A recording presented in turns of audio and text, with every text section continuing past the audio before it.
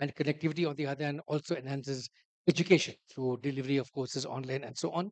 We also heard about the duality between connectivity and data. Both of them feed off each other. Thanks so much for an excellent discussion. We move on now to our last panel of the day. Let me now ask Neol and his team to come up on stage while we set up. Oh, good, we got 5 chairs here. So, while we put this program together, we made sure that we listen to a lot to the stakeholders on the ground to see what issues they want to talk about. So, for the first time now at the ADT Summit, we got a whole panel on the topic of BPO, the Africa Outlook for Business Process Outsourcing. And to anchor this panel, let me invite Neol Adisu to please come up on stage. He's the tech advisor to the governor, National Bank of Ethiopia. Big round of applause, please, for Neol. Joining him also on stage is Mariette Bekele, Managing Director of IE Networks. Will you also please come up on stage, Mariette? Joining them also will be Yilkal Abate, President of the ICT Association of Ethiopia. Yilkal, will you also please come up?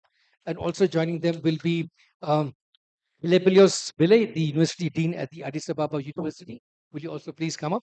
And also joining him on this panel is Tegest Damiste, who's the CEO of Cloud 21. Will you also please come up on the stage? So we have a good 40 minutes for this panel. This panel is going to talk about what does it take to build BPO hubs in Africa? How do the different African countries compete or maybe collaborate with one another? And how do you build talent to make Africa another big hub for BPO in services and products around the world? So, Neil, over to you. Big round of applause, please, for our last panel of the day. Thank you. I should say last but not But least. not least, yes. Thank you, Madan. In this panel today, we will discuss how Africa's business process outsourcing market is perceived to grow. Remember, perceived to grow to 10 billion, and by 2029. This session is intended to explore what it does it take to build a BPO hub in Africa, and how African countries can collaborate at the same time competing for the market share. I hope it will be insightful discussion. First, I will have a disclosure. My name is Dr. Nao. I am a lifelong student. I am a researcher, and I believe myself to be optimist contrarian. Whatever I say on this stage today, implied or expressed, is my own opinion. Should not be construed as a policy or a position by my various hats that I have. With that, thanks, panel. I will have everyone a quick introduction about yourself and the area of expertise. Please introduce yourself. I'll start from Marit, please. Good evening. My name is Merid Bakala. I'm the founder and CEO of an IT company called IE Network Solutions. We have been in the market, in Ethiopian IT market for the past 16 years. I think that's all. Thank you. Elphias. My name is Elfilios Ketacho. I'm an assistant professor at Addis Ababa University, working actually on various software engineering and products. Thank you, Dr. Now. My name is Yilka Labata. I come from an industry association called ICT-ET. We try to enable, expose, and engage the private sector in our industry, and we have been at it for a decade plus. Take us to please. Good afternoon, everyone. My name is Damde. I am a founder and CEO of Cloud 51. I've been in technology business for the last 8 years and serving the community by managing digital projects in different sector. Thank you.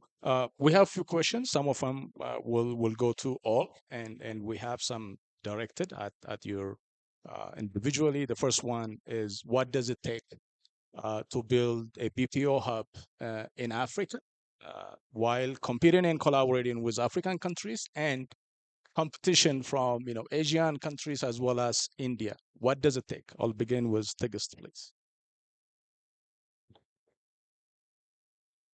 All right.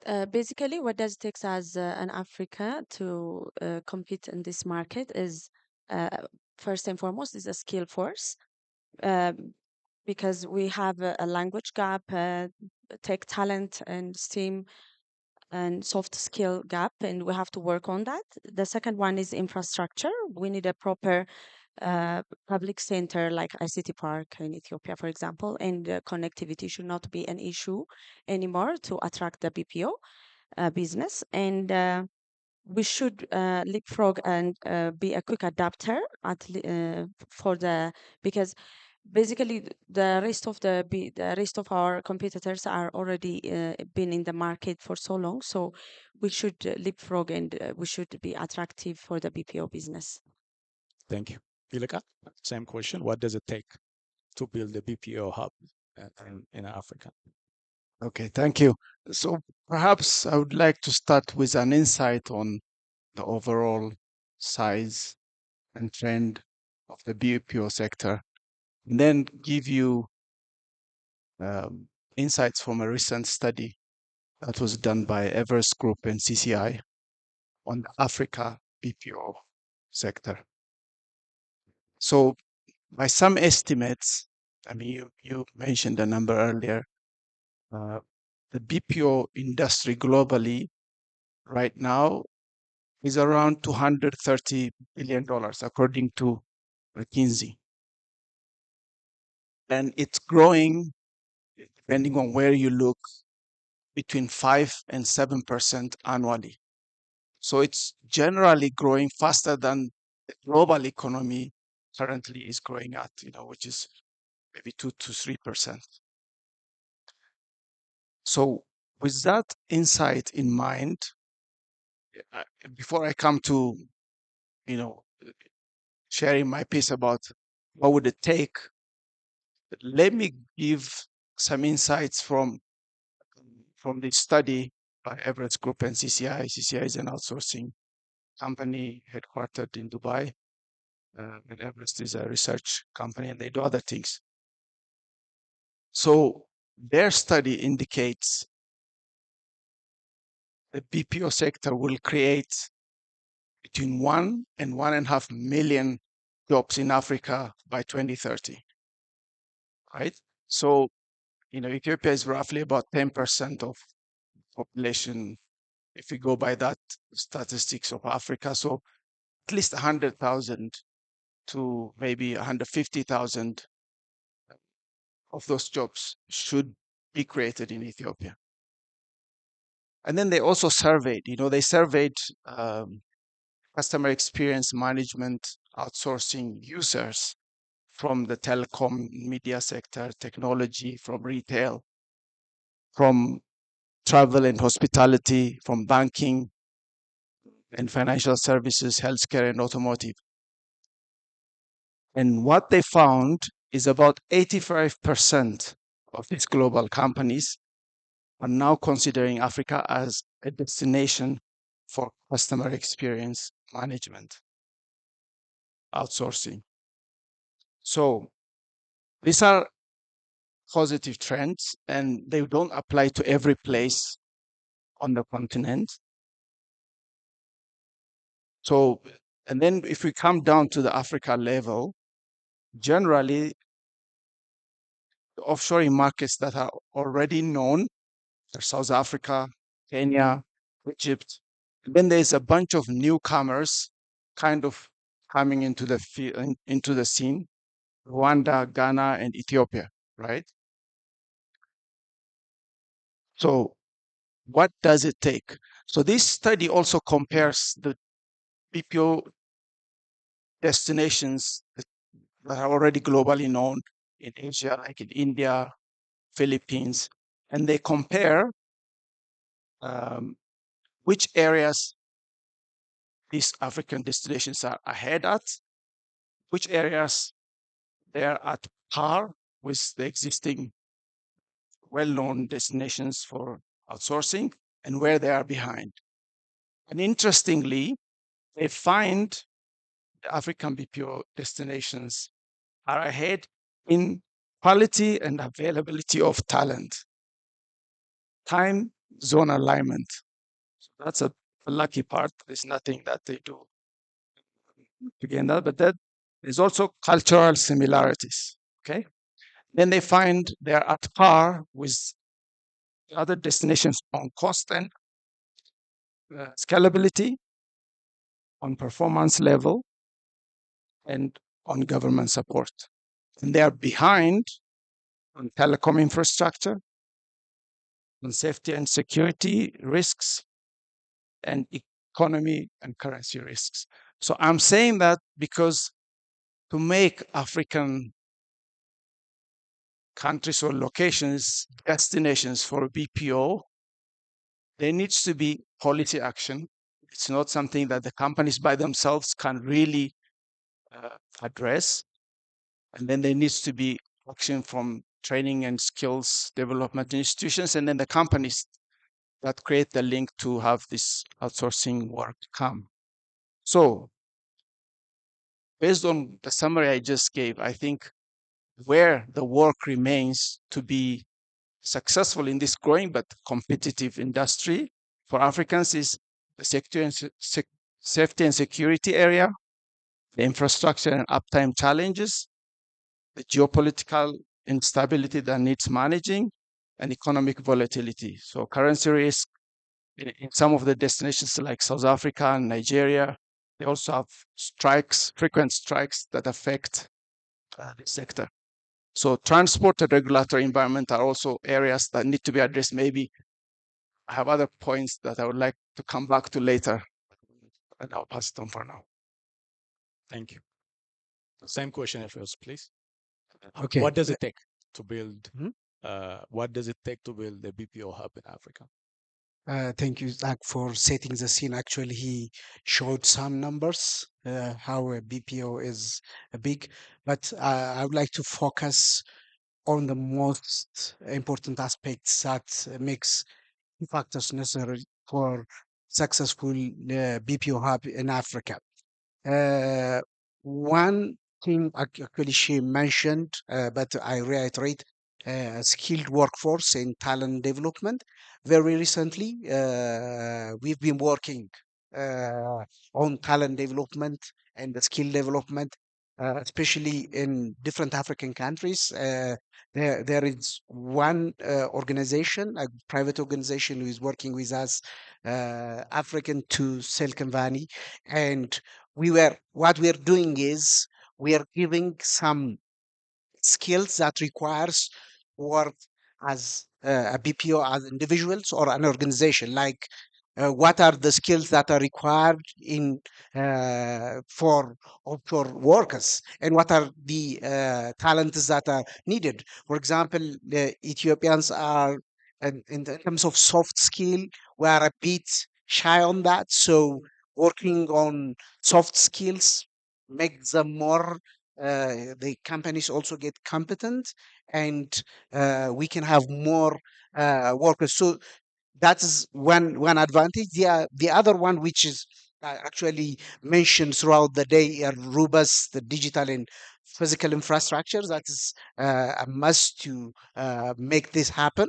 And one which I would like most is a strong branding, and global marketing is very important. Most of the BPO work that has been done in the country is usually somehow by connections. Those people who were working abroad and now coming here and make some kind of connection to those BPO organizations, rather than it's African kind of branding and bringing all the offshore uh, outsourcing to uh, to Africa. The other important thing, and again, it's very important, and diversification of BPO services. The service that we provide should also respond the current demands of the those who require those services. It's been mentioned that we are have leveraged by time zone. We are near to Europe. We have similar time zone, plus or like 2 or 3 hours, and also for other. We have competitive advantage in Asia and Latin America. So these are some of the important things. Not living alone, that the policies, the government, those are the most important foundation that we need to do in order to be a successful hub for African BPO. Thank you. Marit, please. Most of the things are already mentioned by the panel.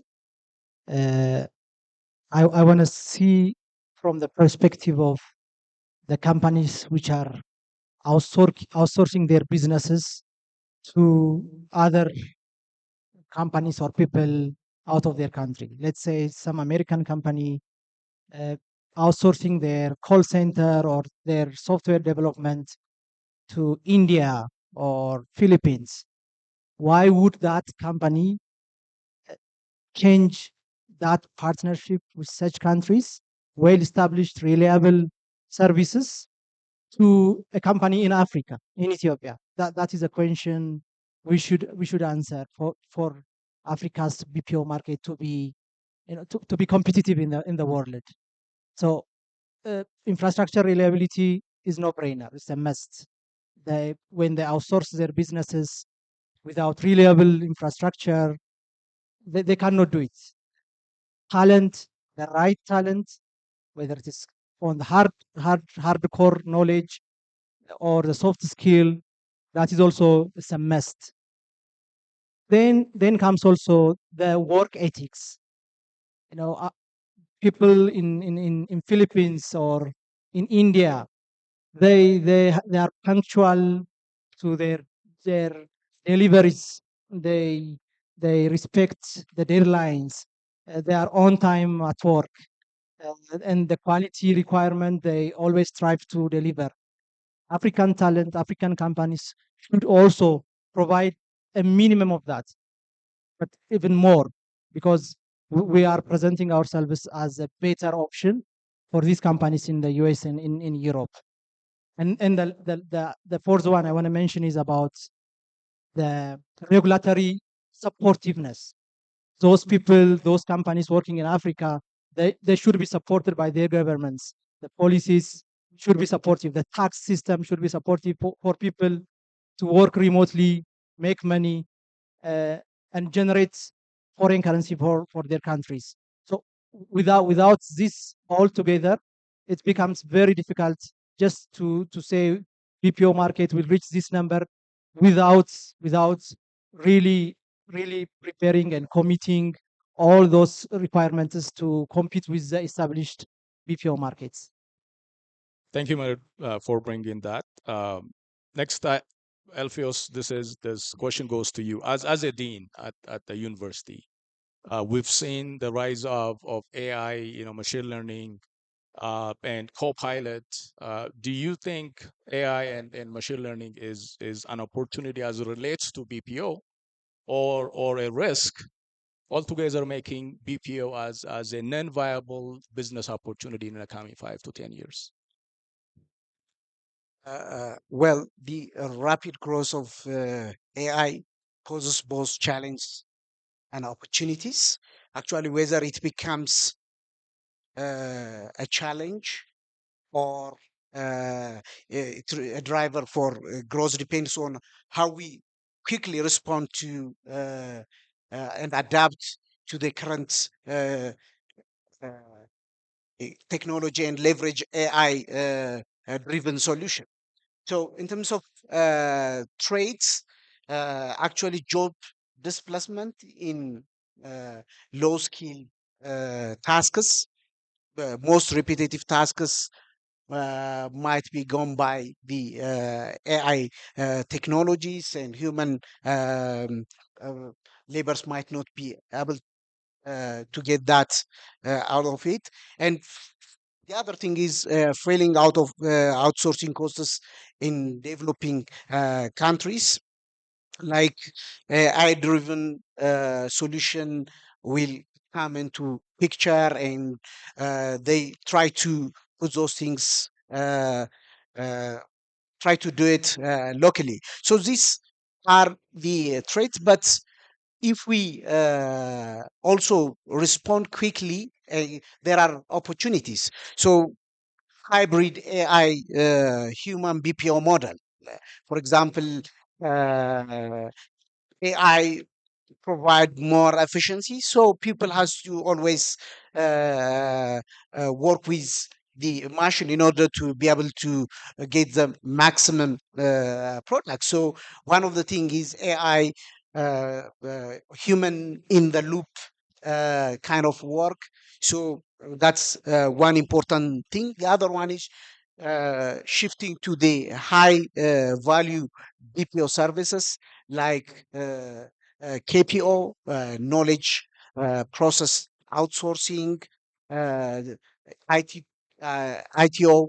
It's also another opportunity, LPO. So we need to move from the traditional BPO to a more high valued BPO services. So there are also very recently there are also work that are related to AI modeling, AI data annotation. These tasks can directly come to Africa because every time the model has to be perfected, and we need to provide the data day in day out to get that. So data annotation like image labeling and other tasks can go towards that direction. Actually, there are an initiative by the government, 5 million coders. Though I'm skeptical about the way how it's done, but it's important to have such kind of upskilling to make sure that we are moving towards how the towards the technology rather than sitting and waiting the changes. So what we need is invest in AI upskilling. So that means universities and training center has to provide a training that makes more contemporary um, technology frameworks and other things, and adopts also AI powered services. So if we adopt AI powered services, they still high value services come across and expand into AI driven sectors. The one that I mentioned, KPO, LPO, and ITO. Uh, Enhancing African infrastructure is important.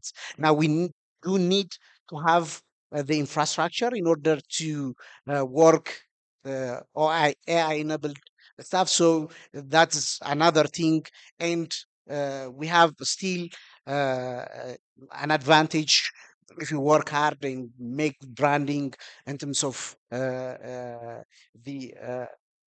AI enabled kind of BPO or uh, I would say if we travel with the direction that the technology travels, uh, that's Thank you. I think that's really great answer. It's more of adaptive service rather than the traditional BPO outsourcing, but adapting to the time. Marid, I think the last question I have earlier was what is Ethiopia's strengths for BPO compared to other regional African countries such as Ghana, South Africa earlier was mentioned, Egypt. You've alluded to it earlier, but do we have a competitive advantage compared to other African countries?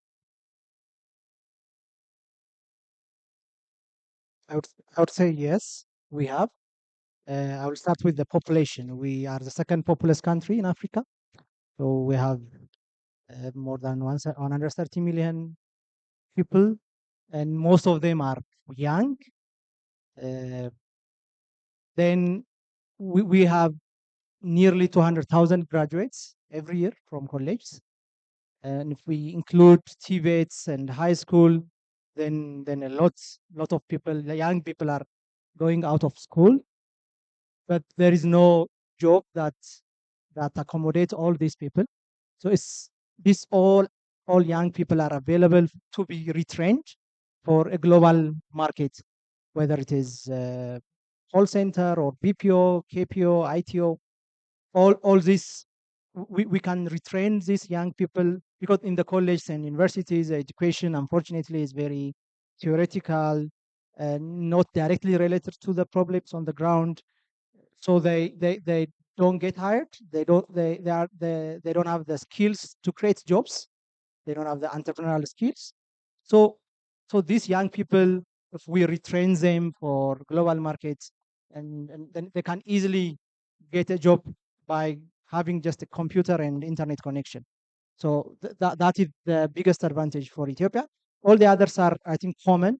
The time zone we share with other parts of Africa, but the population and the graduates and the number of universities that we have compared to many other African countries are are bigger. So we can take advantage of that.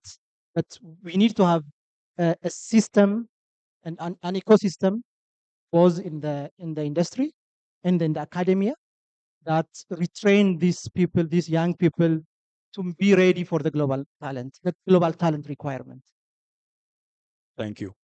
The next question goes to Yilik Al as well as Tigist, but I'll begin with Yilik Al. Collaboration between government, regulators, private sector business, and academia to augment and assist BPO to grow in Africa. Alfeos earlier mentioned, the 5 million coders initiative in Ethiopia. Out of that, if you get a fraction of that population to be eligible and able, such kind of initiatives and collaboration in collaboration with the private sector, creating, Marid was saying, an ecosystem, kind of a pipeline where you have a talent pool to ensure you will be able to provide continuity of service. Has there been any initiatives, or how do we ensure government, academia, and private sector is collaborating to ensure that BPO grows in Africa? Thank you. There are initiatives, but they're not enough, in my view. I want to connect your question to the ones you asked earlier about the advent of AI. How does it affect, um, and also, you know, uh, the question you asked, Mert. So globally, right now, uh, increasingly organizations feel, and individuals too, even ourselves feel, the need to concentrate on the core competencies, right?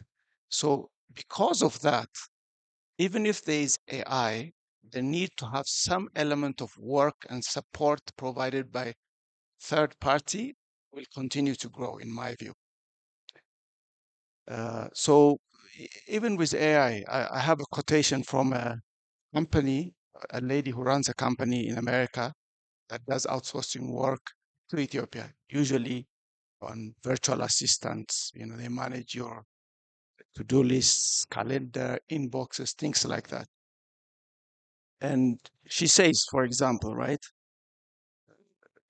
So this is for sales development representatives, quoting, the best SDRs with great accents are currently based in Africa. So she's American. So there is value that they see in doing this kind of more increasingly with us. But it's not going to happen by itself. So to your question now, there's a lot of legwork that remains, in my view, understand the dynamics that drive this industry in Ethiopia. So things like what drives the interest of outsourcers when they are B2B, when they are B2C, uh, and what are the major pain points. So if we take, for example, industries such as retail and travel and hospitality, very seasonal. And based on the season, they need to scale or shrink even, right? So if a global outsourcing firm comes and says, I want 5,000 seats in Addis, where are we going to put them? So this problem cannot be solved the day you have the opportunity. It needs to be synchronized, coordinated, convened for before, right? Luckily, we have now a more revitalized ICT park and a very empty big building that one of the operators built. That should be made ready for this kind of thing. One of the Digital Ethiopia 2025 areas of focus is IT-enabled services, right?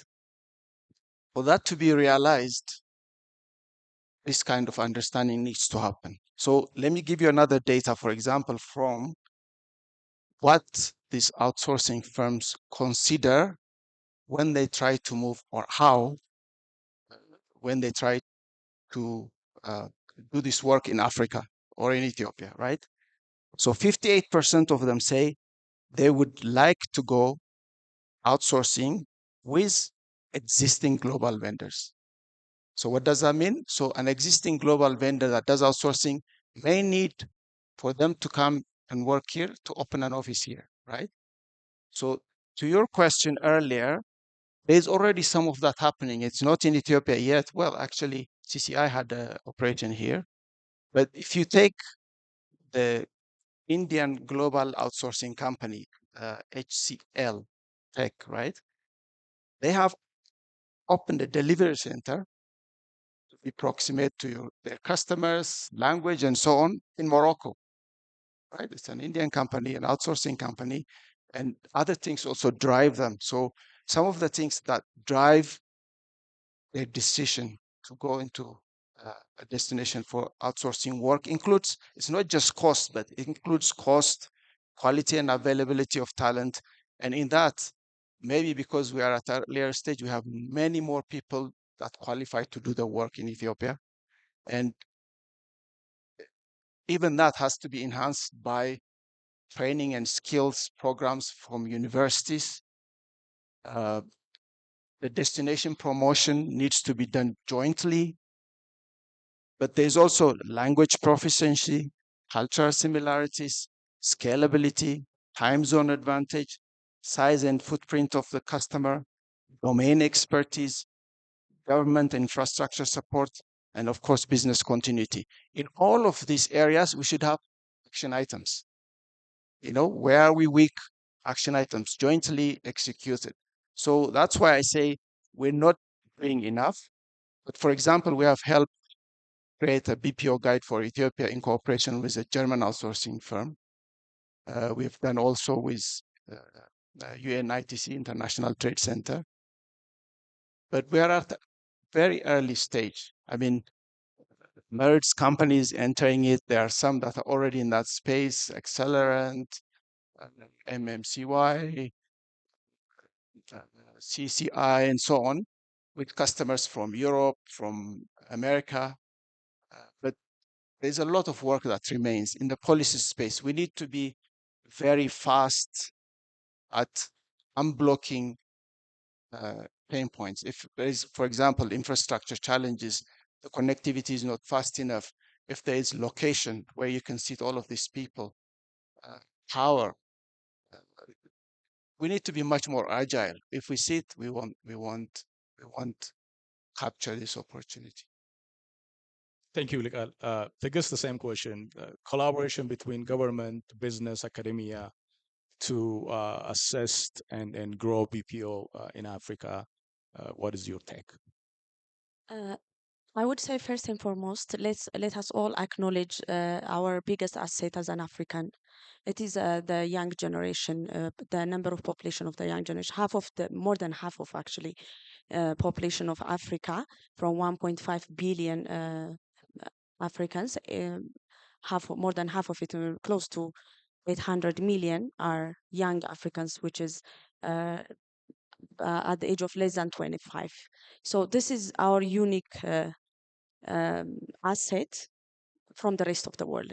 So what can the government, the private sector, and the academia work about it so that we can exploit our asset and make it a business, for example, within the BPO. So we can take a good example because the African continental free trade area is a good example and a catalyst framework which helps us uh, to work together at the government and throughout across Africa. So, according to African Free Trade Agreement and the Digital Trade Protocol, it actually directly affected the BPO because it facilitates regional policy harmonization, investment promotion we can promote Africa as a prime BPO destination, and it also helps us skill mobility across Africa. That being said, as an industry, as a private sector, what can be done? The investment should be done on the job creation and the best practice and knowledge transfer to the extent we can define a skill sitting along with the academia group. We can define a skill, and the academia should have a get to sit with the private sector and design design the academy um, what we say the curriculum uh, based on the need of the industry, because the private sector, as they are on the industry, they have better insight what is need to be done for the BPO sector. So the academia role will be that. So as a Pan-African knowledge exchange, we can utilize that, and we can focus on industry and academia. For example, we can create an industry and academia council or national skill council, and that's how we can do it. So in the same token, we can pull it down to Ethiopian level. Again, our population is again our asset also in Ethiopia, because like 25 nearly 25 million people are at school from the elementary level to the high level. So if we focus on human capital, I would say that we can attract the BPO business to Africa. Thank you. I think that's an interesting point. The earlier panel, our colleague from the university was saying, engaging the industry to gauge the talent need so that to plan the curriculum. Alfios is here as well. I think that is key because again, you have to have a pipeline of full of talent to ensure guarantee service to your clients. The next question I have for all of you, quickly, please. Where do you see? I'll start from Merit, please. Where do you see Africa's BPO in 5 to 10 years? First of all, I would uh, see the regulatory environment will improve. Governments will recognize the value of BPO. They will put it as pillars of economy like agriculture, exports, tourism. So that will be a big step uh, for the African BPO market. And the second is millions of jobs will be created. Uh, so that will be one area to create jobs for the young. And many American, European companies will start to see Africa as outsourcing destination.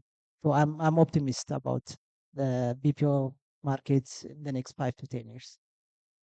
Thank you. Alfios, please. Okay, you have all optimists on the stage actually. I'm also optimist. Actually, what I see from my environment currently, especially I'm working in an engineering faculty, and uh, most of the students are aware of, uh, indirectly aware of these uh, BPO services. Um, uh, Back in the days, most students join civil engineering, but recently, most, I would say all students wants to join software engineering. And for your surprise, this year the cutoff point was 3.93, which is huge to join the software engineering, which means when the students reach at the year three, uh, they already started their jobs and they are working as a freelancer. So this is uh, what I see as a bright future for a BPO, because individually they started to engage in that activity. But we need to have a concerted effort that to bring and show Africa as a BPO app, and try to create some kind of branding rather than uh, um, individual effort. The other things, the government, which earlier also mentioned by the steps, I think now it's started rolling, but in the near future, I believe they can start working. So if it start working, I think we can be able to have a very conducive environment that leverage both the laws, regulations, and also allows to also have more infrastructure that is essential for Africa BPO market. That's not only in Africa, but we're not only in Ethiopia, but in Africa. The other things it's that we cannot underestimate is the leadership of the government. Policymakers are very important toward this their intention toward this technology.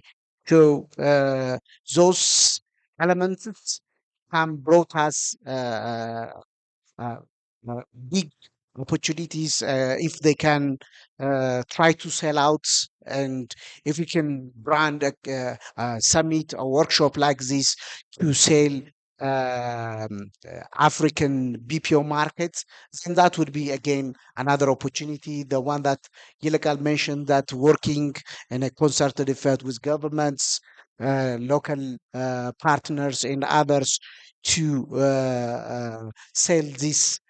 Africa is better in terms of competitive advantage, has a young population. Again, the time zone which we mentioned earlier, cost, even now Asia and Latin America getting higher costs. So those things give me an optimism to African BPO having the next 5 or 10 years. Thank you. Ilikal, please. Thank you. To add on Elfeos's point, if you look at the companies that do outsourcing work from Addis, almost all of them started with personal connections. So it is important to leverage this personal trust that individuals or companies may have built while working in those companies, maybe abroad. It could be in America or elsewhere where there's a lot of outsourcing work. And then have the rest of the support structure quickly follow to confirm that risk taking, that it's worth it. So in that respect, there's also a little bit of data from this study. This is a study done actually this past summer in June. So 82% of respondents have seen a positive shift in their regarding this outsourcing work and the perception of Africa over the past 3 years. Now, where do I see the BPO sector going? So depending on the different things that you read, by 2030, the size will be anywhere between 450 billion to $1 trillion globally, right? And there are certain trends that's taking place we should pay attention as an ecosystem, right? So the nature of BPO is changing. So from the traditional, now already by 2021, I believe, 1/4 of the outsourcing work includes digital components. Things like social media, mobile apps, analytics, automation, cloud, or Internet of Things, right? So we need to build the skills for those. And then oftentimes there's a shift in how outsourcing is done to value-based sourcing, not this marginal small benefits based on cost and so on. Most companies that do it want an end-to-end offering, right?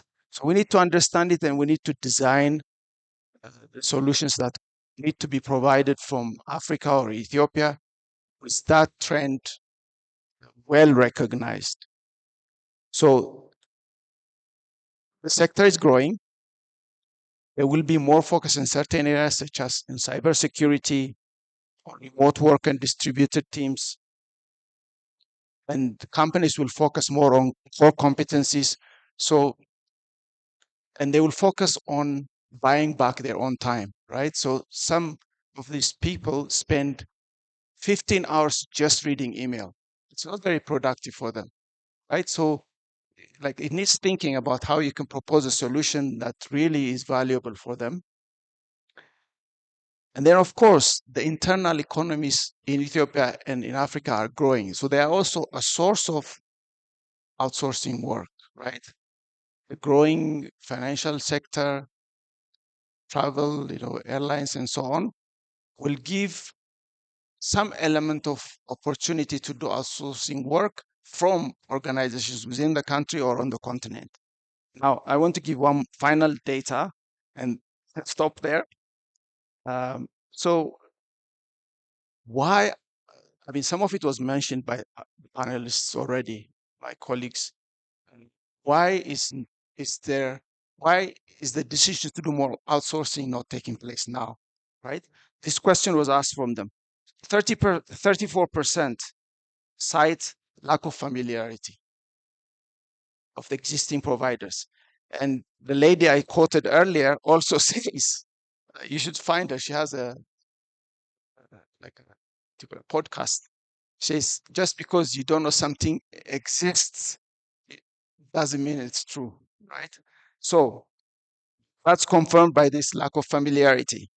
24% say the organizational inertia they have to change prevents them from trying new things.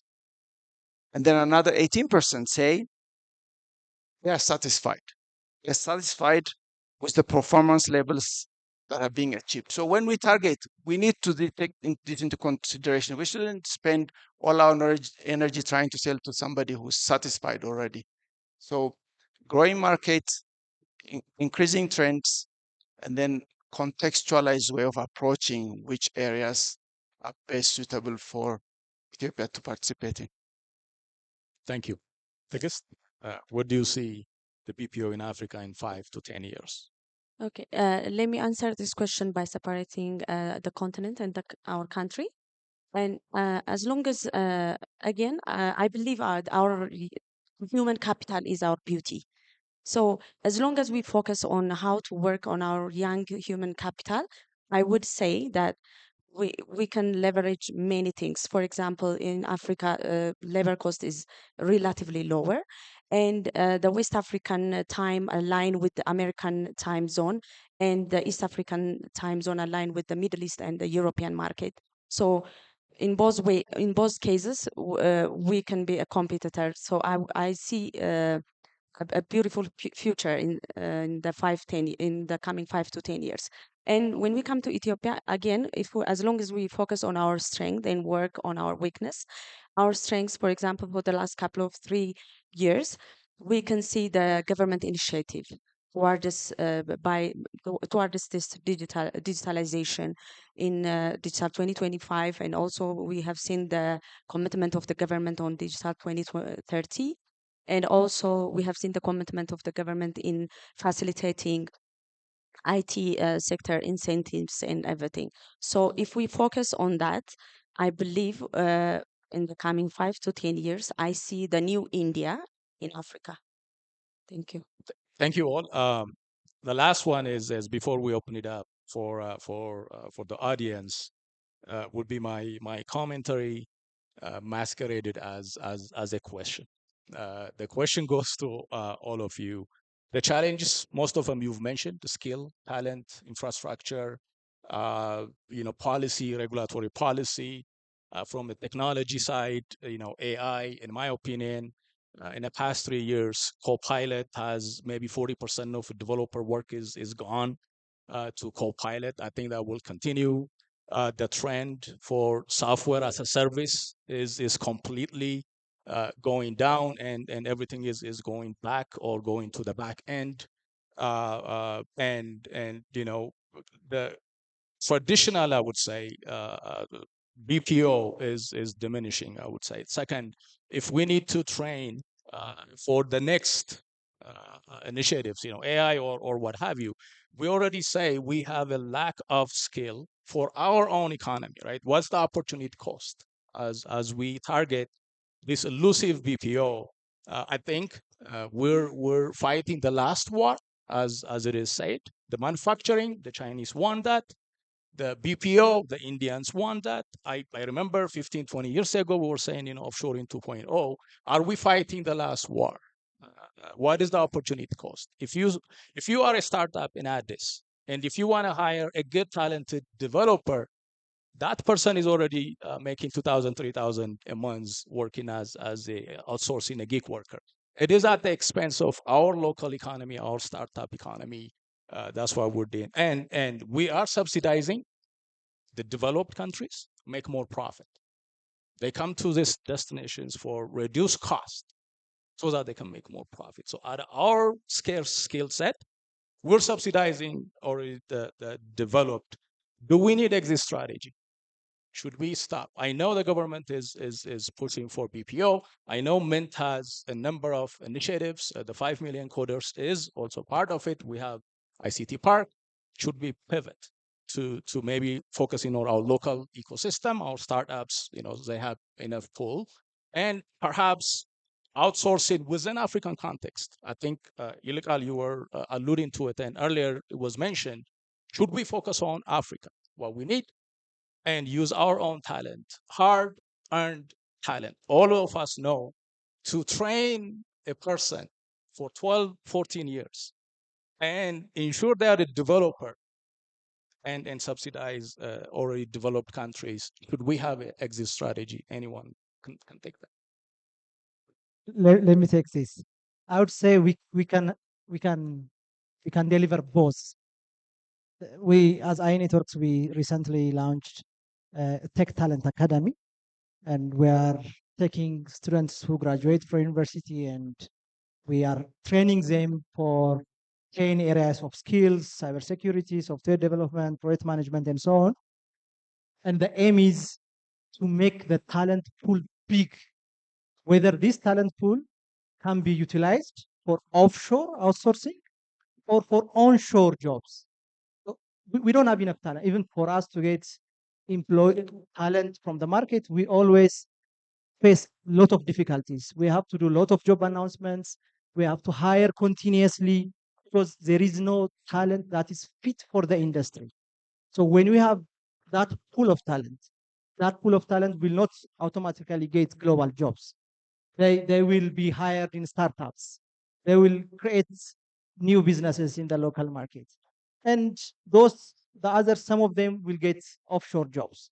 So the more talent we create in the market, then we are serving our African, Ethiopian local economy.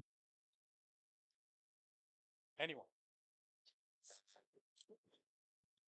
Would like I would like to add on Merit said. Basically, if you think of offshore jobs, we should know that technical expertise is not only enough because they need experience. They demand experience to get that offshore job. So the experience will be earned by the startups and the local companies. So just like he said, as long as we create more talent pool, we will gonna serve the in-house need, which is in the country, in Africa, and as well as globally. But the experience also matters equivalent to the training. I agree with Merit's comment about it's not either or.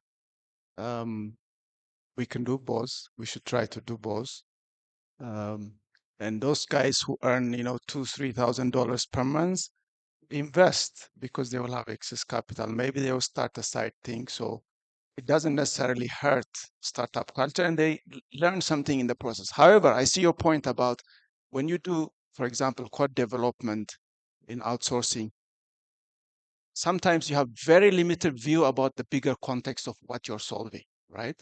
So that kind of limits uh, how much knowledge you acquire. It could also limit, uh, in some ways, uh, the way you can grow. So to be able to um, address such challenge, it's important to create links, for example, with outsourcing association in other African countries. And there is different expertise, you know. So the Kenyan outsourcing companies are better at certain types of tasks. Ethiopian outsourcing companies are better at certain types of tasks. But together, they may be able to tackle a bigger problem that somebody is wanting to solve, right? So there is value in creating those links and collaborating as well. Fantastic. Thanks. What a fantastic discussion this has been. It's been a very long day also. We can take time for a couple of questions. I can see one hand at the back again there. Can we have a mic to our friend at the last row, please? Any other questions, comments from the front? Okay, one more. Wow. 3 questions. Can we get another usher with another mic to take the mic to the first row here? Yeah, go ahead.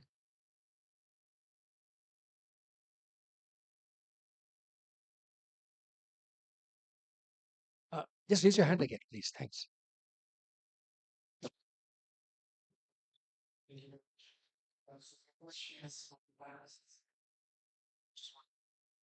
Touch base on Now's comments. So about it was in the same situation where Titans get pushed by basically Western companies. For example,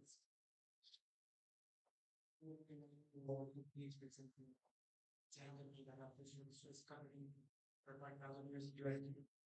And it's honestly a very difficult situation where you have to deliver on basically good software, but also good cloud titles. I think the answer that was given, well, there is this the question cost. There's some that were very hungry for foreign currency, but there's also this opportunity cost that were as startup companies are losing these balance and not really convinced by the answers. I can understand that we can really go forward markets, but it will take time. So training takes time. It's 5-10 years. By that time, just burned out. So just shut up and start. So not the only one was this same mindset, this issue. And the second thing that I want to touch as well is if you're a bit big as well, like this dark side of this. Just highlight a scenario that happened in Kenya, being about the AI trackers, AI workers. So these are employees that basically label data. They are exposed to explicit videos, photos for 10 hours a day. Like the child abuse, solutions, rapes, various other gravacies. So how is the current policy helping BPO companies, but also the BPO workers to get help? So and also how do you, as BPO companies, respond to these types of scenarios? Great question. Let's hold on to the answers. Let's take all the questions first. Yeah, ma'am, go ahead with your question. Okay, thank you. My question is a kind of basic one. Um, is it better to adopt global BPO standards or have our own? For example, the labor standards are different from country to country or also from region to region. So, is it better to adopt the global standard for Ethiopia or for Africans or have our own? Okay, so Thank one you. question on ethics, one question on standards, and we have one more. Yeah, go ahead. The usual problem that that's the comes to coming down to people don't have opportunities to travel and things are moving at a slow pace. I'll give you an example. Like, there's so many things I learned from here. I hear for the first time, which I wish my fellow colleagues and fellow countrymen will be able to consume some of this information. And for Ethiopians in Ethiopia, I wish they could embrace these opportunities and attend these events because some of us crave for them and we never get to see. Thanks. I'll take that up with my colleagues. Last questions over there. Yeah, two questions, I think. Yeah. Okay, thank you for the presenter and the leaders. Uh, from all the days. Can you hold the mic a bit closer No, to no. you? Yeah. Okay, all the days the presenters are talking about lack of infrastructure and digital literacy hinder the progress of the digital technology. But from my point of view, I have a question. Where is the limitation of literacy gap and lack of infrastructure? With this, I have seen from the stage, there are about 5 presenters and even the program leader. They are using the hard copy, not using the digital transformation. How can we say that? Is it a contradict? How can we say that? It's lack of literacy, lack of infrastructure. How can we say that? Will you tell me something? Thank you. Okay, another question on literacy for skills. I'll And take that. the final question. Yeah. I think you guys did a great job in provoking the audience. Good job. Yeah. Thank you very much. My name is Gamacho from Addis Ababa University. This event is very important, and I do have only one short question. That is about AI. AI plays a great role in economic by applying in agriculture as well as in education and any other sectors. And I come to that of the education sector. The teachers who taught the future of our young people are not trained in AI. But to start the technology or to apply the AI or to produce any technologies in Africa or in Ethiopia, the future young populations are very decisive. So can we train the teachers or how the young people can be learned in this technology? Wow, that's 5 excellent questions.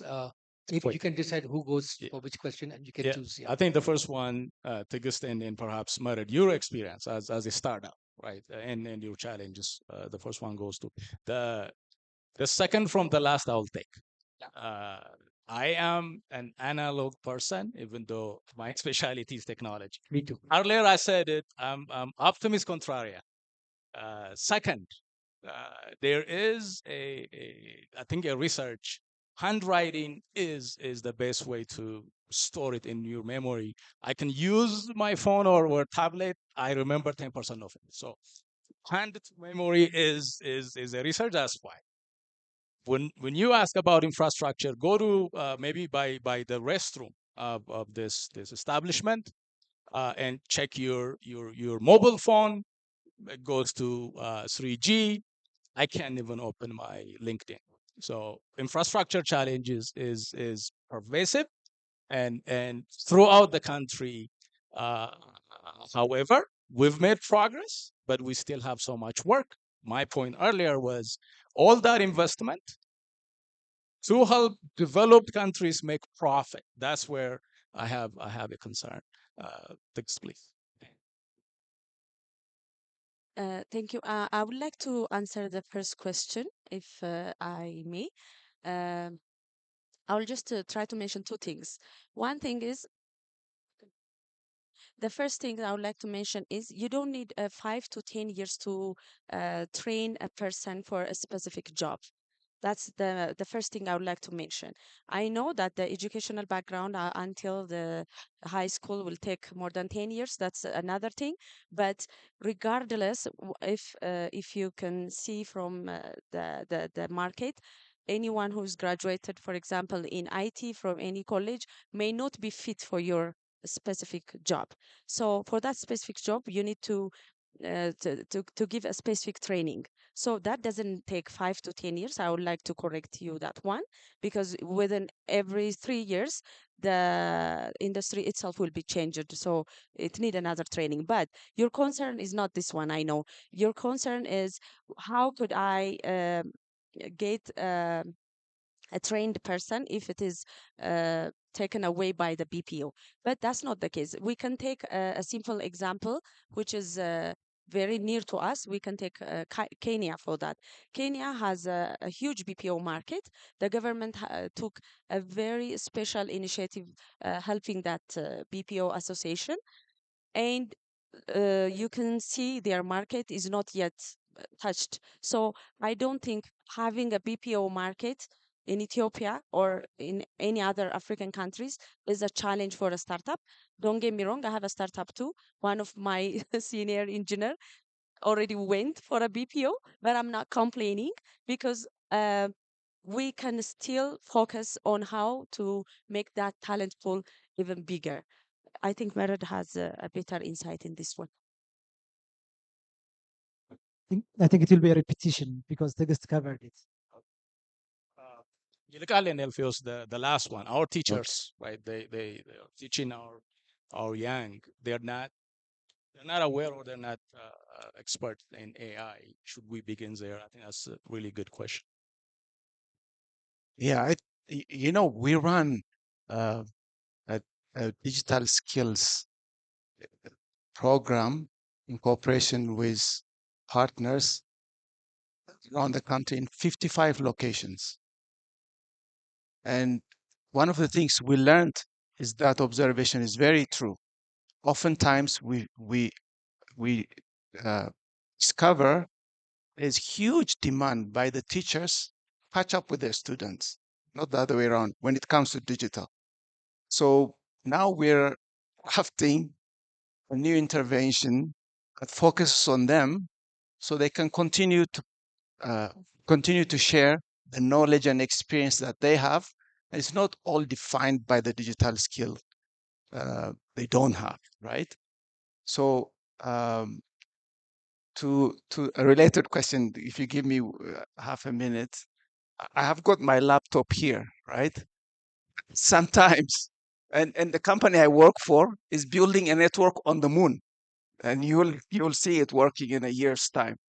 So these things are not mutually exclusive, right? Sometimes because you can use a digital technology doesn't mean you need to use digital technology, for example, before you sleep. Your sleep patterns will not be very good.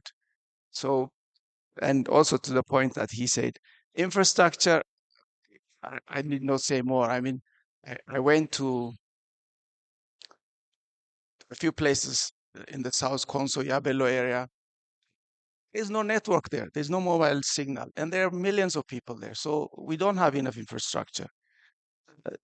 To the colleague who said, the opportunity cost of outsourcing to startups, Ethiopia has 3 million people a year that enter the labor market, right? And of those, maybe 200,000 are university graduates. We don't have a shortage of people. Maybe startups need capital support so they can play better in this environment. The argument shouldn't be, let me bring everybody's salary down so I can hire people. It should be, how do I, get support I need to be able to play alongside those things. We need incomes to go up. Uh, there was a lady who asked about, you didn't relate to us about local and global standards. Sometimes we have no choice. For example, if you want to do outsourcing, you often need to have a data privacy law. So companies outsourcing feel comfortable that their data is not going to be misused. So Ethiopia passes a data privacy law. Many countries pass a data privacy law before they are really able to access a significant market. But these two things can live side by side. Sometimes the local labor law may be better in certain aspects versus a labor law in another country. So we shouldn't necessarily lose the positive sides of the regulation or law that we have, uh, but we can adapt things that may make the ecosystem work better for us, like regulations that help us access the markets and so on.